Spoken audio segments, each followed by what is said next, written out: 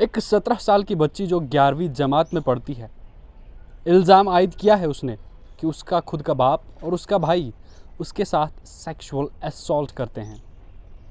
आप देख रहे हैं इंडियन ट्रिब्यून न्यूज़ 24/7। मैं हूं आपके साथ उमैर अल्ताफ़ पानी। न जाने आए रोज़ हमारे भारत देश में ऐसे कितने केसेस रजिस्टर होते हैं और न जाने कितने सारे केसेस अनरजिस्टर्ड जाते हैं शर्म के मारे। इसलिए रजिस्टर नहीं हो पाते कुछ केसेस क्योंकि शर्म आती है लोगों को ऐसे केसेस रजिस्टर करने में, विक्टिम को भी और उनकी फैमिलीज़ को भी। लेकिन सल्यूट है उन सबको जो एक केसेस रजिस्टर करवाते हैं, शर्म से पर्दा हटाते हैं, क्योंकि जब तक ये केसेस ज़्यादा से ज़्यादा सामने नहीं आएंगे, अरेस्ट नहीं होंगे लोग, तब तक कोई खौफ नहीं खाएगा। वाक़या है गुरुग्राम हरियाणा का, जहाँ पर 17 साल की एक बच्ची जो 11वीं जमात में पढ़ती है अपने स्कूल प्रिंसिपल और टीचर्स से एक बात शेयर करती है। और ये बात कोई सामान्य नहीं है। कोई सोच भी नहीं सकता कि अपने प्रिंसिपल, अपने उस्ताद, अपने टीचर्स के साथ कोई इस तरीके की वाक़या, इस तरीके की बात शेयर करेगा। लेकिन मजबूरी रही होगी उस बच्ची की जिसने ये वाक़या अपने टीचर्स, प्रिंसिपल से बयां किया, क्योंकि और कोई था भी नहीं जिससे वो बयां कर पाती। उसने अपने टीचर्स और प्रिंसिपल से कहा कि मेरा खुद का बाप और मेरा खुद का भाई मेरे साथ सेक्सुअल असॉल्ट करते हैं, यानी कि जिनसी ज़्यादती करते हैं, और अब मैंने बहुत सहन कर लिया। अभी तक मैं सोच रही थी क्या करूं, लेकिन आज मुझे लगा कि आप ही वो लोग हो जो मेरी बात किसी हद तक पहुंचा सकते हैं। एंड किसी ने सही भी कहा है, माँ बाप के बाद अगर कोई बच्चे का होता है तो वो उसके टीचर्स होते हैं।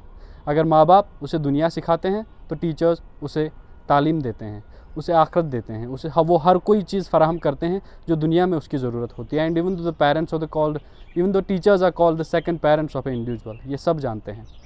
उसके बाद उसके टीचर्स और प्रिंसिपल उसे पुलिस स्टेशन लेके गए, जहाँ पर 4 घंटे तक उस बच्ची की पूछताछ की गई।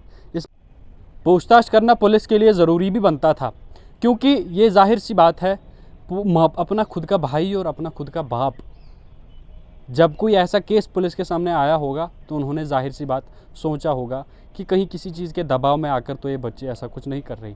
लेकिन पूछताछ कंप्लीट होने के बाद पुलिस स्टेशन गुरुग्राम से एक एफआईआर लॉन्च होती है पास्को एक्ट के तहत, और उन दोनों को अभी गिरफ्तार कर लिया गया है, बाप और बेटा दोनों को। ये वाक़या कोई साधारण वाक़या नहीं है। महज 17 साल उम्र है इस बच्ची की, 11वीं जमात में पढ़ती है। आप खुद अंदाज़ा लगा सकते हैं कि ऐसी बच्ची के साथ अगर खुद का भाई और अगर खुद का बाप जिनसी ज़्यादती, सेक्सुअल असॉल्ट करते हैं तो क्या हालात हैं हमारे देश के। अगर देखा जाए तो बाकी मुल्कों में बहुत कम रेप केसेस का ऐसा स्टैट देखने को मिलता है। और मैं पहले भी कह चुका हूँ कि हमारे देश में आज भी कहीं ऐसे अननोटिस्ड केसेस जाते हैं, शर्म के मारे, हया के मारे, जो केस रजिस्टर ही नहीं हो पाते। ये तो बहरहाल कुछ केसेस हैं जो हमारे सामने आते हैं, हम आप तक पहुंचाते हैं। आप खुद भी कई केसेस को वेरीफाई करके देखते हो कि हमारे देश में दिन प्रतिदिन रेप केसेस हो, सेक्सुअल असॉल्ट्स हो, एसिड अटैक्स हो, ऐसे कितने वायलेंस केसेस हमारे देश में दिन प्रतिदिन रजिस्टर होते जा रहे हैं। एंड उससे इंपॉर्टेंट कितने केसेस अनरजिस्टर्ड जाते हैं, अननोटिस जाते हैं। तो जाहिर सी बात है हमारी एडमिनिस्ट्रेशन को हक बनता है, ज़रूर बनता है कि कुछ ऐसे लॉज निकाले, कुछ ऐसे लॉज इंट्रोड्यूस करे जहाँ पर इस तरीके का कोई भी दुष्कर्म करने वाला इंसान एक बार नहीं 1000 बार ऐसा करने से पहले सोचे।